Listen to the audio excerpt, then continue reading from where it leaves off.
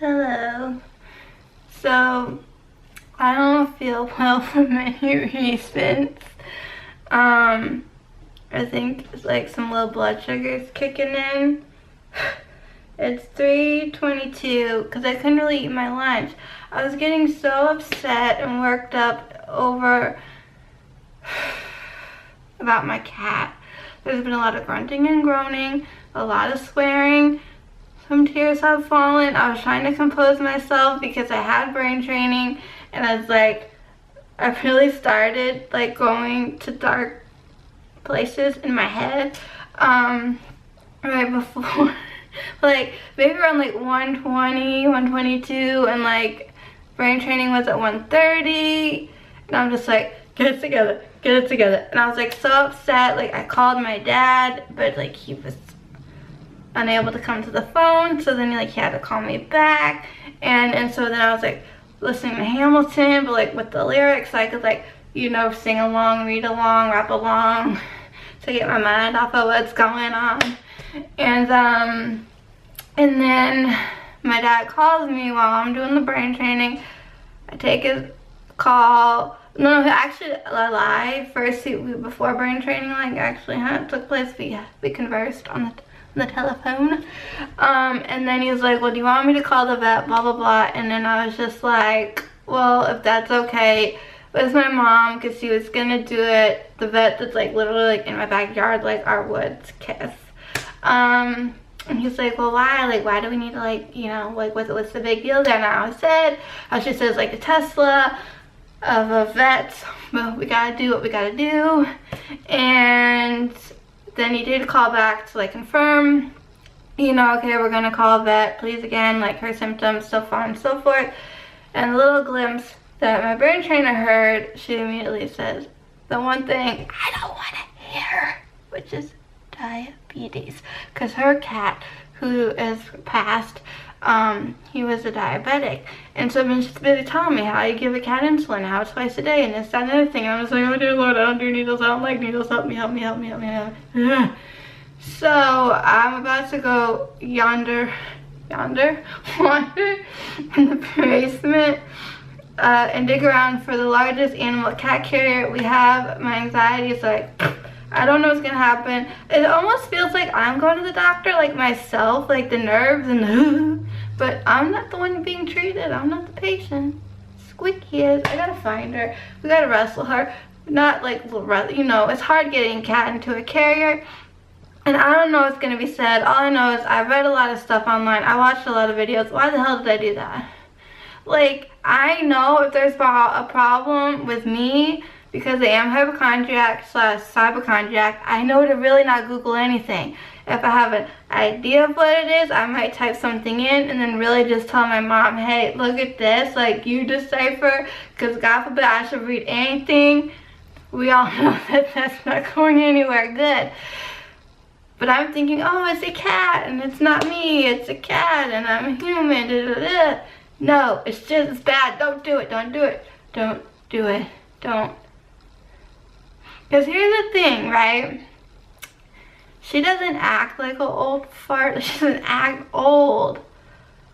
But when I'm reminded of her age, which is not anything I like to think about, she's old.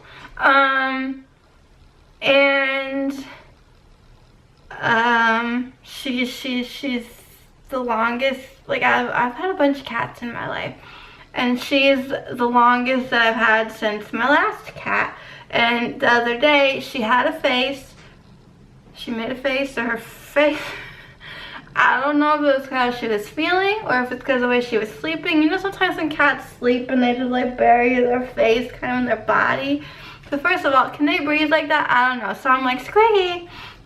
So then she pops her head up and she has the same exact face that Oreo had on the last, like, there was a day where Oreo and I was taking selfies of he and I, and he had the look on his face, and it's the look of misery and like depressed and like, and so I'm thinking, oh my God. In the start, it was like triggering and bringing back all these like memories that ain't nobody want to remember. And I know I'm like paranoid and overreact, and I'm a highly sensitive person, and you can all call me crazy, but I think I'm more wound because I'm leaving to go away, and like I don't even know what the vet's gonna say. This could be nothing, this could be something, and if it's something, how big of a something is it? And do I want to leave her? Probably not. So like, what the hell? There's gonna be a lot going on that's gonna just drive everybody crazy. And by crazy, I mean I'm saying that like nobody knows this except for my brain trainer, because I told her I was scared to tell people because they're gonna there's gonna be paperwork and money involved, and that is, if there is something really troublesome, then I am not going to Florida. I'm staying here with my cat because she's not getting any younger. And I've always kind of lately that I've been traveling more, I had this fear like, OMG, like what if something happens? And if I am gonna be in Florida for like a long stint of time, like she's gotta come with me. Like, I don't know how we're gonna figure that one out, but like I just can't in good conscience leave her here and like go away if she's like doing poorly. Also, part of me thinks I am overreacting and being crazy because of all the stuff that I read and watched and everything, and why did I go down this rabbit hole? But I also feel like in my heart of hearts, like as her mother, I wouldn't be doing her any good by not taking her to the vet. Like, I would not be helping, even if everything's fine. You know, I feel like that's what I have to do. I don't want to regret anything. I don't want there to be any guilt-ridden feelings.